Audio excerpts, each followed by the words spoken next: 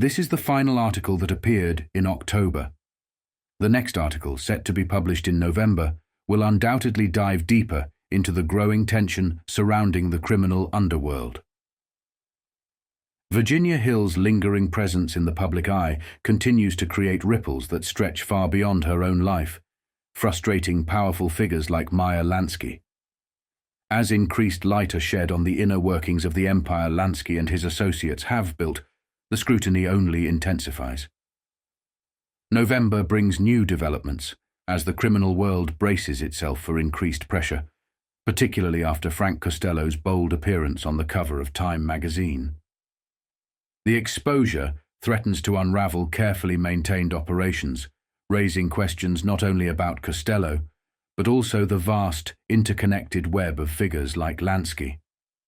The upcoming article promises to explore the fallout of this unprecedented media attention and how it forces the mobsters to tighten their grip on their operations or risk everything becoming known. It is said that not a single bet is made with any United States bookmaker of note or numbers man of distinction without a tacit nod of approval from Frank Costello, America's foremost gambling tycoon. Police insist, though never quite managed to prove, that the 59-year-old former bootlegger is the boss and banker of Frank Erickson, Joe Adonis, William Moretti, alias Willie Moore, and Meyer Lansky, all four-star generals in the country's multi-million-dollar annual gambling turnover. These men, in turn, command minions in numerous United States cities. Beefy Frank Erickson is the best known of the bookies named and handles the most money. Books from coast to coast use him as a clearinghouse. The late Mayor LaGuardia threatened to run him off the streets of New York and made him the subject of countless tirades. But police at the time also noted that whenever Erickson and Costello lunched or dined together, it was Erickson who had the unctuous manner of an employee and answered the phone calls. And it was Erickson who called on Costello at his Central Park West apartment, not the other way around. The smooth, seemingly gentle-natured Adonis is the placater of any feuds or crises that arise within the syndicate. He operates out of his bomb-proof Brooklyn home. Moretti handles the Palisades area in New Jersey, just across the river from populous Manhattan. Lansky and his brother Jack control Broward County in Florida. Lesser figures divide up the rest of the country.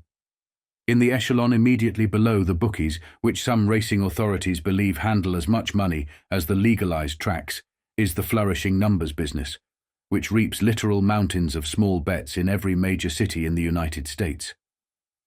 Jimmy Hines, the New York political boss, jailed by Tom Dewey for protecting the numbers industry in New York City, was close to Costello.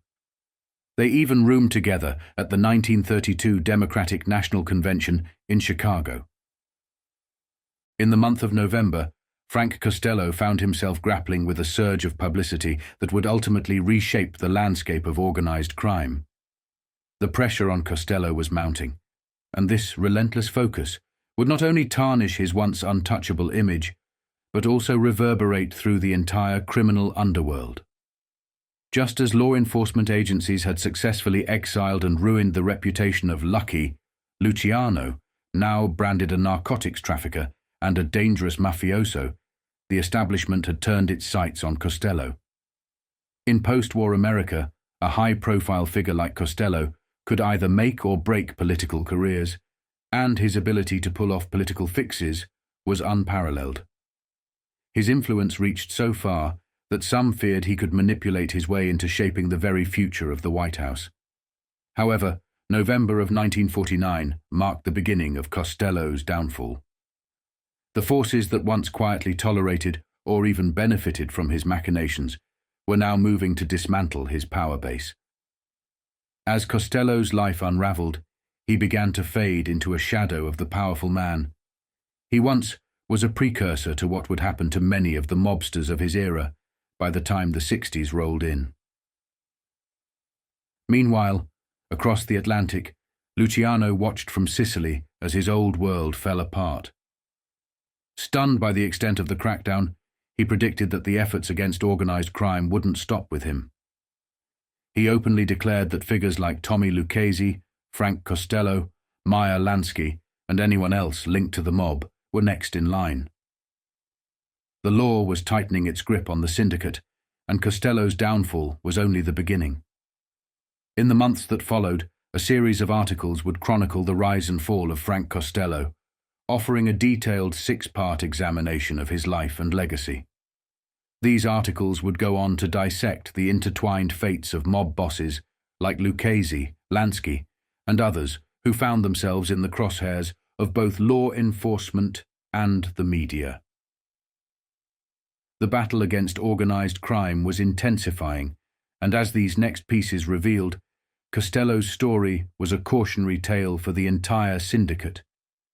Here begins the fabulous story of Frank Costello, one of the least known but most discussed figures on the political racket front in the United States today. For more than 2 decades, Costello has defied all efforts to convict him of criminal connivance with the underworld, despite his long-standing associations with big-time gangsters and his alleged operations from coast to coast.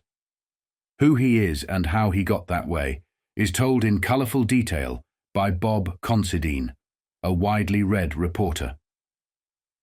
Considine's weeks of investigation culminated in a rare interview with Costello. Frank Costello, often called the most sinister hoodlum in the United States, looked up as I entered the fashionable hotel cocktail lounge. "Sit down," he said quietly. The mysterious Mr. Moneybags was about to give the only detailed interview of his life. He was about to acknowledge that he is an uncommon gambler, that he was a fabled bootlegger, and perhaps still a racketeer. None of these admissions were standard practice. The 68-year-old immigrant multimillionaire, whose friendships range from the underworld to high office, despises reporters. He ranks them with wolves, prostitutes, and the memory of his enemy, Fiorello LaGuardia. But on this day, Frank Costello, as his associates call him, was in a more mellow mood. A pianist played his favourite ballads in the background as he sipped his usual rare old Scotch highball, which accompanied his daily court sessions in the lounge. Costello lifted a finger, and a waiter sprang noiselessly to his side. He ordered a drink, inserted a cigarette into a fresh holder, and said he knew I was authoring a story about him. He acknowledged it might be rough where the facts warranted. Then he shrugged. "If you say I was or am a racketeer, I guess you'll be right too. But for a long time, I've been trying to figure out just what a racketeer is. I never went to school past the 3rd grade, but I've graduated from 10 universities of hard knocks, and I've decided that a racketeer is a fellow who tries to get power, prestige, or money at the expense of entrenched power, prestige, or money. Maybe I don't make it clear, but I figure if I'm a racketeer, then so are editors. They'll print your articles in the hope of gaining circulation from rival papers, because circulation means power, prestige, and money. I'm circulation." A well-dressed, middle-aged woman, the wife of the man who built the hotel, stopped by the table to thank Costello for a check he had sent to her charity. It was the only time during our 2 hours together that he seemed even a little embarrassed. When she left, he continued, "If I tell you about my charities, I'd be a louse. People would say I was trying to buy my way into heaven. I don't set myself up as any hero. I never sold a Bible in my life. But did you ever think about what would happen if we all sold Bibles? It would upset the routine.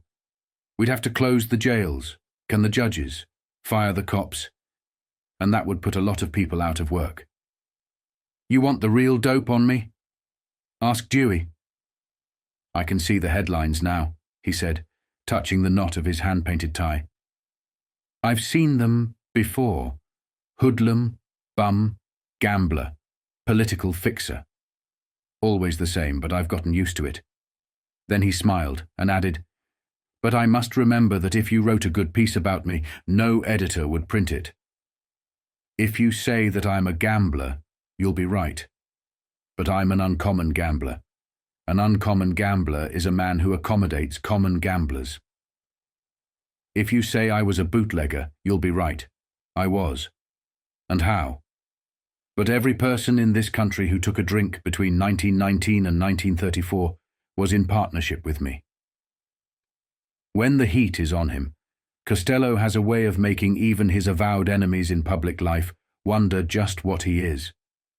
The country's most sinister menace, or a reformed hoodlum going straight.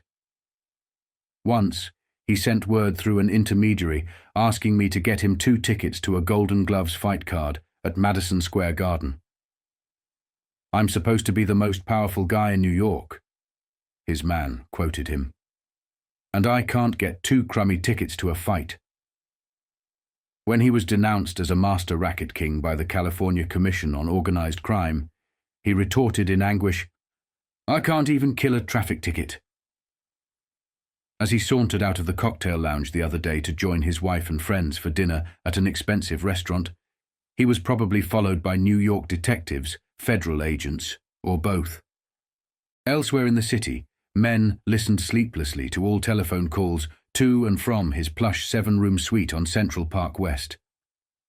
Costello's phones have been tapped for so many years that upon awakening each morning he sometimes picks up the receiver and shouts a gruff greeting, occasionally obscene, at the silent monitors.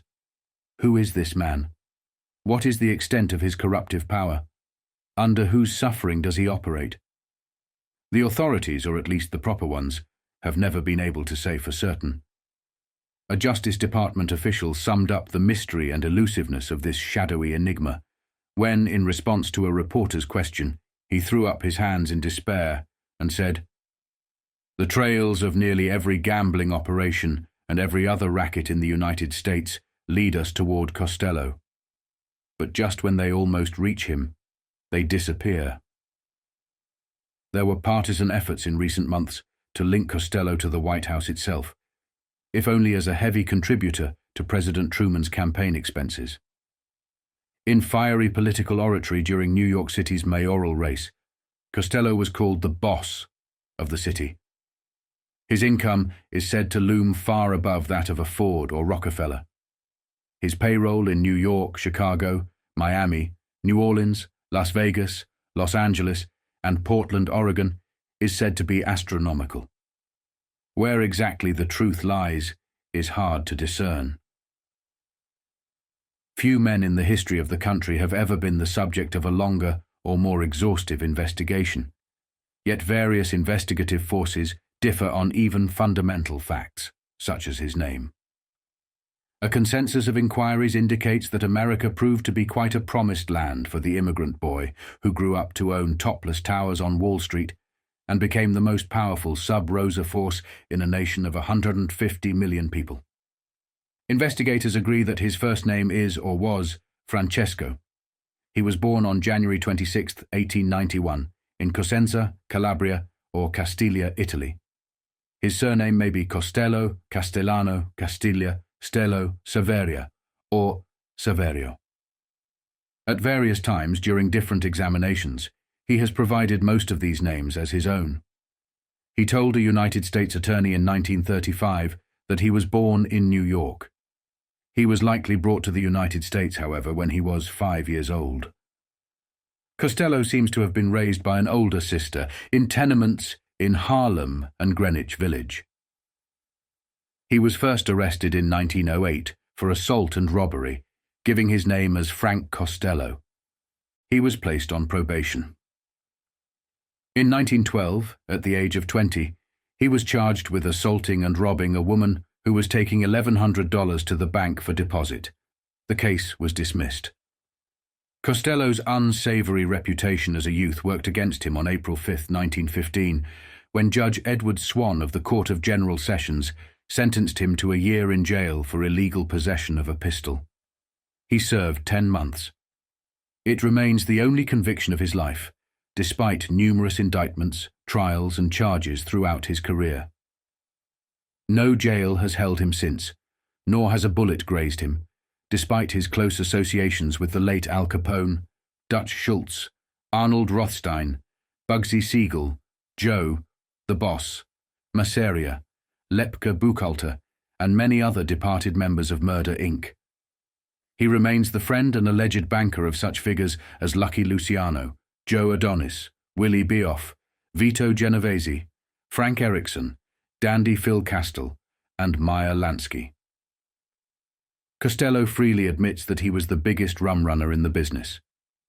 During Prohibition, he and his partner, the late Big Bill Dwyer, controlled the New York waterfront. They operated their own flotilla of armor-plated speedboats and cargo vessels capable of bringing in as many as 50,000 cases at a time. Some of the speedboats were armed. One even engaged in a machine gun battle with a Coast Guard craft in the North River, while ferryboat commuters hid beneath their seats. Costello himself is unsure of how much he made during those years. Millions, he simply says. Other rum-running outfits were charged a bounty of $2 a case for everything they brought in. Official personnel were corrupted left and right. Costello became a United States citizen in 1925, at the height of his rum-running power. In his application, he made no mention of his conviction 10 years earlier, that an oversight that, while not illegal, could work against him if a congressional move to deport him gains traction in the next session. His naturalization sponsors were Frank Goss of Jamaica, New York, and Harry Saucer of Huntington, New York. Goss listed his address as 405 Lexington Avenue, New York, the same address as Costello's rum-running racket's business office. Costello swore to uphold the Constitution during his naturalization ceremony, but at the time, he was the country's foremost violator of its 18th Amendment. 3 months after becoming a citizen, Costello and 19 others were indicted for rum running. Dwyer was found guilty and sent to Atlanta for 2 years and fined $10,000. The government called Costello the payoff man of the huge organization and accused him of bribing public officials. 6 Coast Guardsmen, pleading guilty, named Costello as the man who paid them. But Judge Francis Winslow directed the jury to acquit at least one of the defendants, Costello's brother, Edward. In Frank's case, the jury could not reach a decision. Judge Winslow later resigned from the federal bench while facing impeachment on corruption charges raised in Congress. The indictment against Costello and others was dropped in 1933, and his file was later stolen from the U.S. Attorney's Office. The legend of his imperviousness continued to grow, and it still does. Frank Costello is charged with attempting to exert political influence and wield power over millions of Americans. The fabulously rich gambler denies this and to friends explains his interest in politics. Growing up as a child in Harlem and Greenwich Village, the remarkable hoodlum knew extreme poverty. Later in life, he felt the sting of discrimination, which he claims inspired him to fight for recognition of Italian Americans within the Democratic Party. He resolved to help promising young Italian boys get a break. One such case involved the accidental recording of a conversation on August 1, 1943, between Frank Costello and Judge Aurelio, who had just secured the Democratic nomination for the New York State Supreme Court. Aurelio, unaware that Costello's phone had been tapped for years, or perhaps simply not caring, engaged in the following exchange. Aurelio: "Good morning, Francesco. How are you, and thanks for everything." Costello: "Congratulations. It went over perfect. When I tell you something is in the bag, you can rest assured." Aurelio: "It was perfect. It was fine." Costello: "Well, we will all have to get together, you, your Mrs. Joe, Adonis, and myself, and have dinner some night real soon." Aurelio: "That would be fine. But right now I want to assure you of my loyalty for all you have done. It's undying." Costello: "I know." This stolen evidence brought Costello to the bar of justice, not for the first time. Aurelio's nomination was repudiated by both Republican and Democratic parties, and he faced disbarment by the New York Bar Association.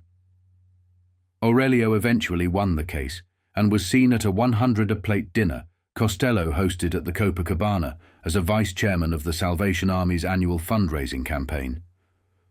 Costello's circle of friends spans both the ranks of hoodlums and high society.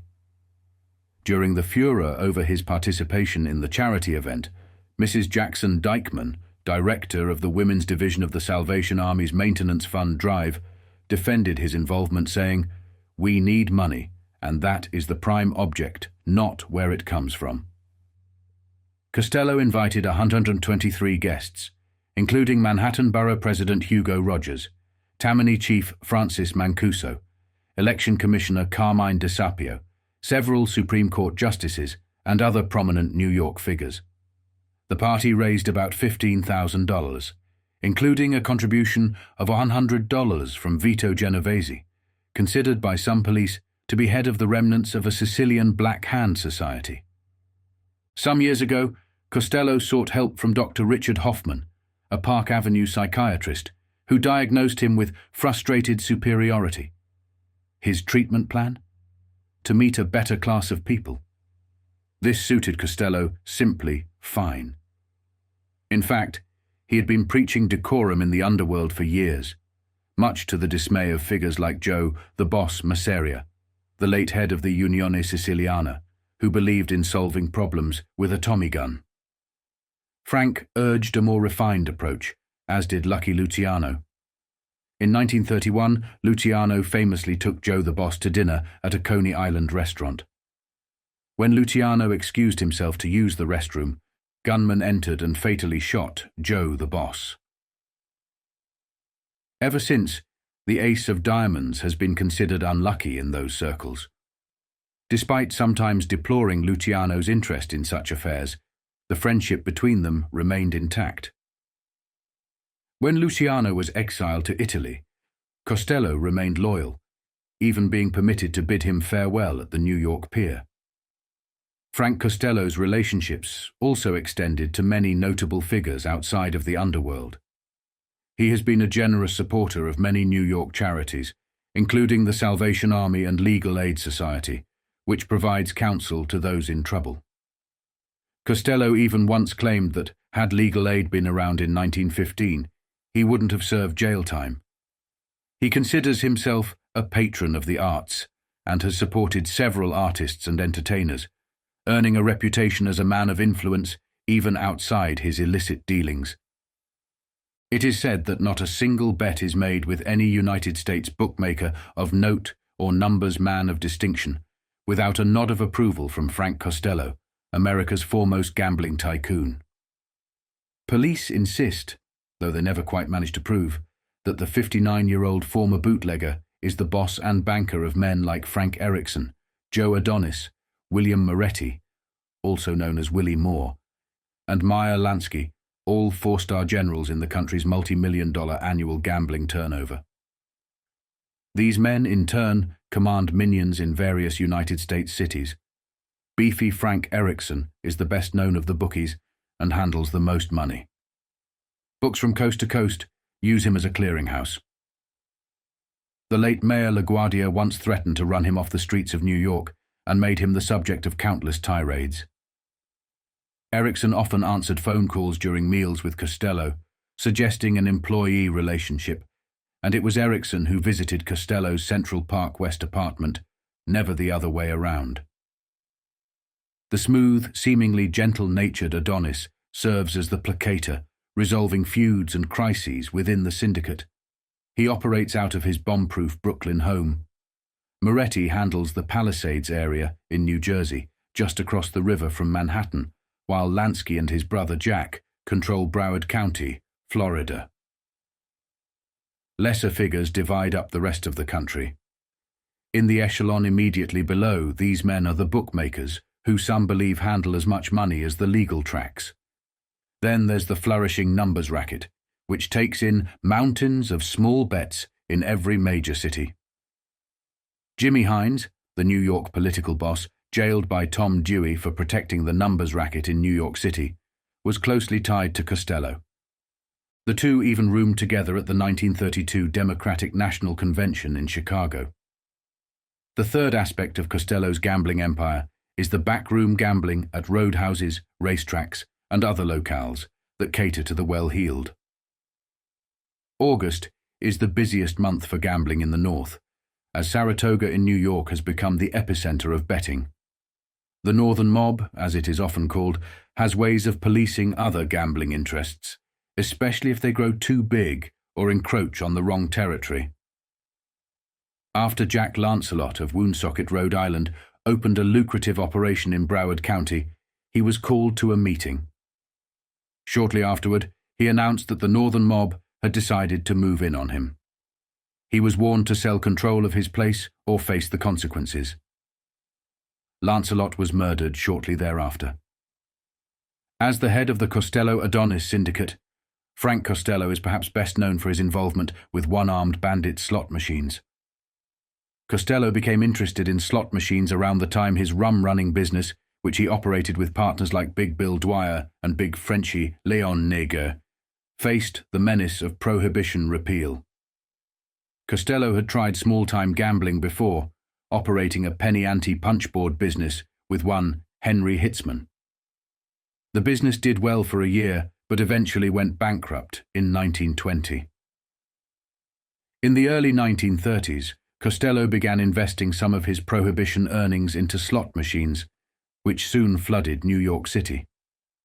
By 1934, the revenue from these machines was substantial. However, his longtime enemy, Mayor Fiorello LaGuardia, went after him with zeal, smashing machines in publicized raids. Costello found a solution to his slot machine woes when he met Huey Long in 1933. Long needed to raise $40,000 quickly for a Louisiana state relief fund and invited Costello to bring his machines to New Orleans. Costello agreed to pay a cut to Long's fund in exchange for bringing his operations to the state. Costello's influence stretches beyond gambling. He has ties to several New York charities, including the Salvation Army and the Legal Aid Society, which helps provide counsel for the needy. He even once claimed that if legal aid had been around in 1915, he wouldn't have served jail time. Frank Costello's psychiatrist once advised him to mingle with the better class of New Yorkers, and the pudgy, soft-spoken ally of the late Al Capone has done his best to follow that advice. In 1944, despite his last known legitimate job being that of a bootlegger, Costello's presence in high society continued to grow. He owned several properties, including a smaller building on Water Street and his 79 Wall Street Corporation, which catered to high-profile clients. Herbert Asbury of Collier's Magazine learned in 1947 that Costello's properties were assessed at nearly $1,000 at the time of purchase, although their assessed value was later reduced to $730,000. Asbury added, "Apparently, it's just one of those lucky breaks that a big shot so often gets." Costello was at one time part owner and exclusive US agent of one of Scotland's most distinguished distilleries, the Whiteley Company, makers of King's Ransom and House of Lords Scotch whisky. The New York State Liquor Authority made the following report to the US Senate in September in connection with an alleged tie-up among General Harry Vaughan, John Marrigan, William Hellis, Frank Costello, and others. In February 1948, the New York State Liquor Authority refused to renew the wholesale liquor license of a partnership known as International Distributors. During the investigation that preceded this action, the following facts became known. During Prohibition, the products of the Whiteley distilleries, King's Ransom and House of Lords Scotch whisky, were sold in Canada by one August Carrillo. Frank Costello bought these products and bootlegged them into the United States. In December 1933, a corporation known as Alliance Distributors Incorporated obtained a wholesale liquor license in New York. One of the stockholders was August Carrillo.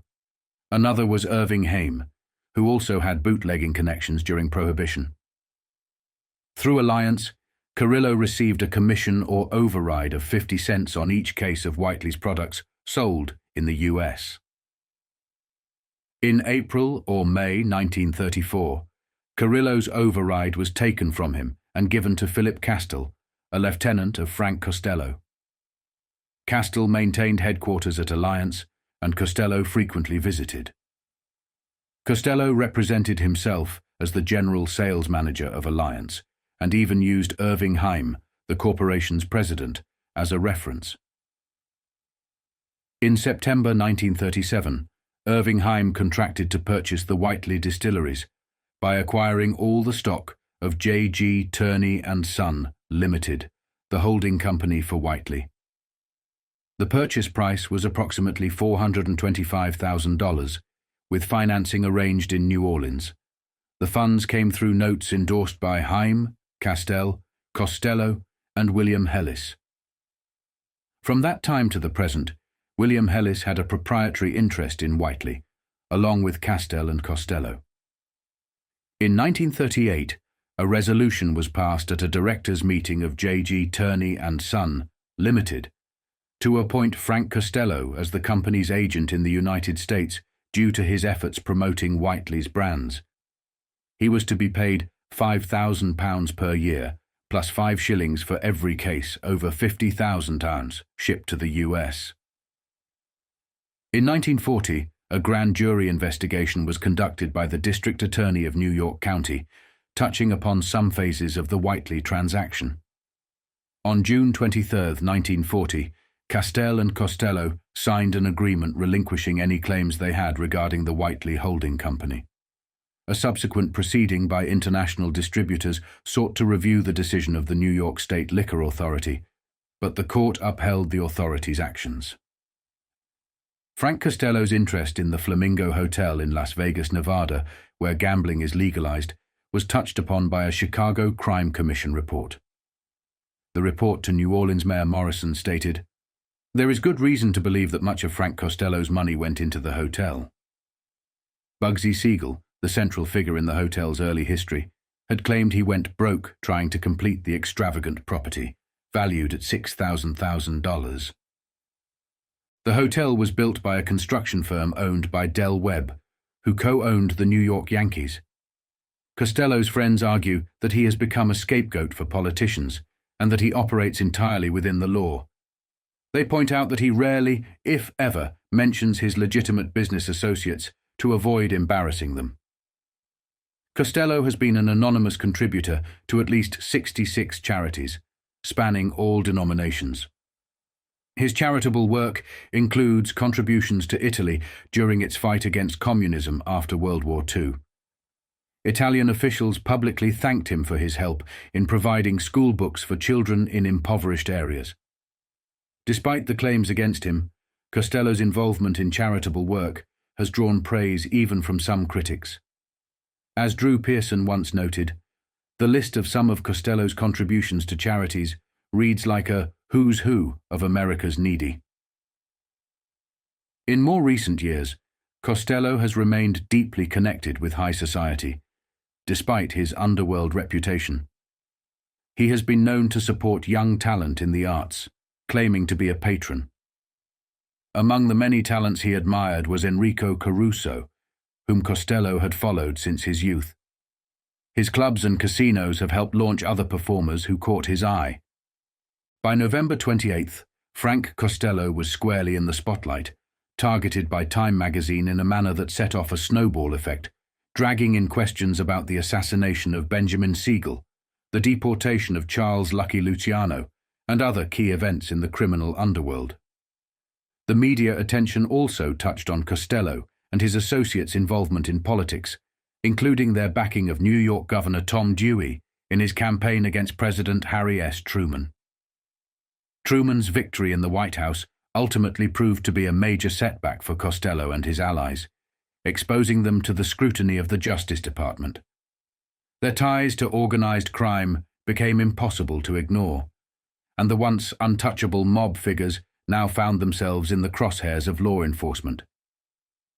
Adding complexity to the situation was the shadowy alliance between the Southern Mafia and the newly established Central Intelligence Agency, CIA, which was formed in 1947 out of the Office of Strategic Services, OSS. The Mafia, particularly the Sicilian and Southern factions, began working closely with the CIA, offering protection and assistance in exchange for leniency and support.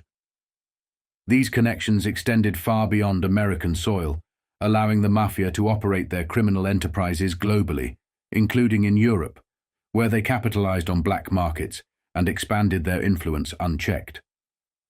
In the United States, however, they still had to contend with the Justice Department and President Truman's administration. Although they enjoyed protection from corrupt officials, law enforcement, and politicians, their growing presence could not be ignored. They had infiltrated local and state governments, corrupted judges, politicians, and even jury members. They ran assassination squads and held significant power within the political arena, making and breaking careers with ease. Despite this, the approaching 1950s heralded a new chapter in the ongoing war between organized crime and the establishment. As the decade turned, law enforcement and government agencies grew more determined to expose and dismantle the Mafia's vast empire, revealing the depths of their control over American society. This was a pivotal moment when many wondered whether secret societies were truly pulling the strings of the nation. By 1957, the veil was lifted, and the American public discovered the full extent of the Mafia's influence and reach.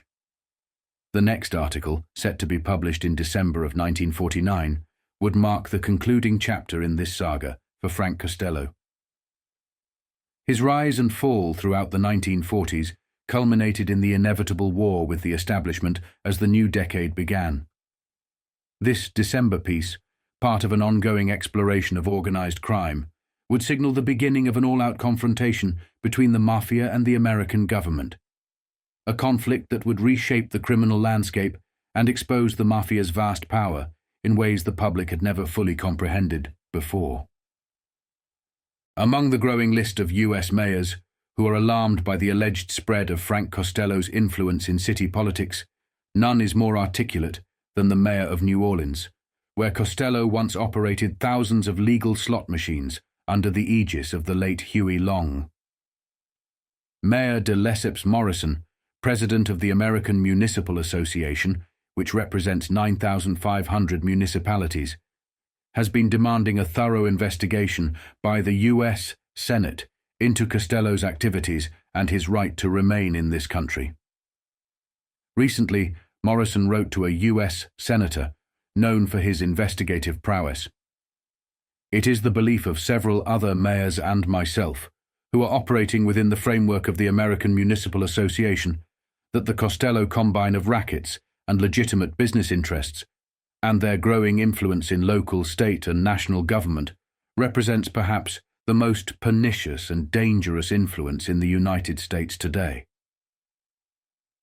One of the great difficulties in dealing with a clever business-like operator like Costello is that he has gradually, over many years, brought legitimate business activities into his sphere of influence.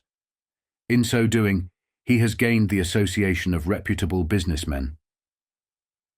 Morrison outlined his goals: public information and education, a three-pronged investigation by the Department of Justice, FBI, the Bureau of Internal Revenue, and the Department of Immigration and Naturalization.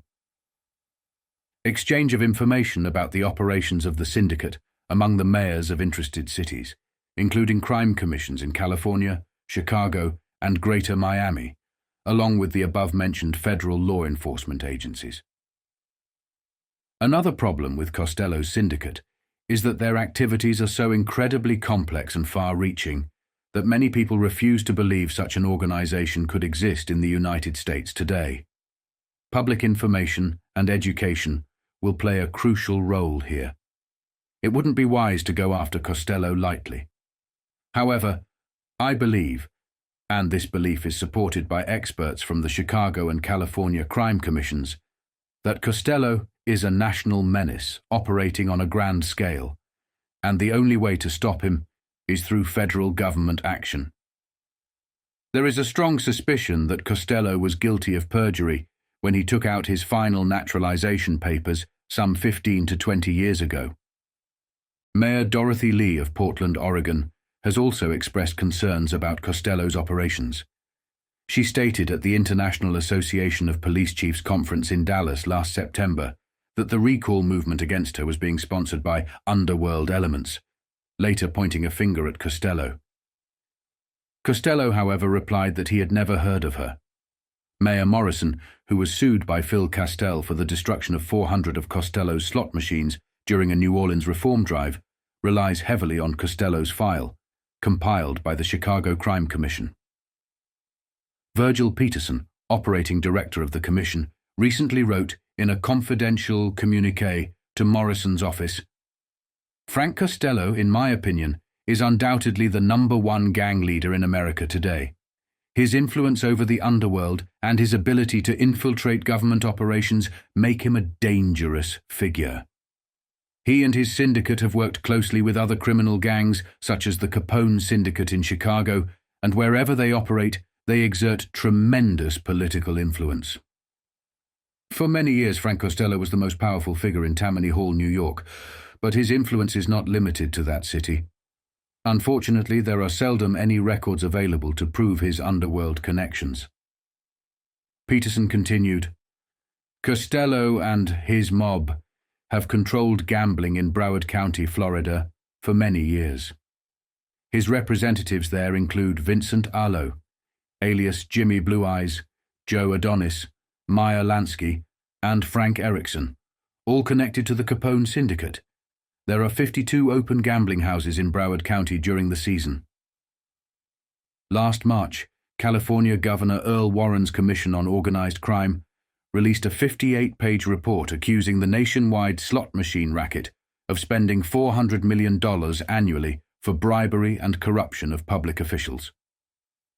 The commission charged that murder incorporated Frank Costello, and what remains of the Capone mob control the racket, which earns an estimated $2 billion annually. The report, signed by Admiral William Stanley, former fleet commander and ambassador to Russia, cautiously labeled Costello the reputed head of the slot machine racket. Rumors of ties between Costello and Tammany Hall resurface regularly. During the recent bitter mayoral race in New York, candidate Newbold Morris frequently alluded to connections between Costello and Mayor William O'Dwyer. Morris declared, "Frank Costello is the real boss of the Democratic machine in New York City. Every mobster, every extortionist, every bookmaker feels safe so long as Mayor O'Dwyer is in City Hall." Despite the accusations, O'Dwyer won the election handily. Before his death in a plane crash at Washington Airport, the late Michael J. Kennedy, a Tammany Hall leader, told a reporter that Costello had secured his election as Tammany chief in 1942. Kennedy claimed that Frank Erickson, a bookmaker, arranged for him to meet Costello at the Madison Hotel, where Costello promised to deliver the votes needed to secure his position. Kennedy won easily. During Kennedy's tenure, police wiretapped Costello's home and overheard future New York Supreme Court Justice Aurelio expressing his gratitude to Costello and pledging his undying loyalty. Costello dismisses these and other charges as bunk and continues his daily routine, shadowed, surveilled, but untouched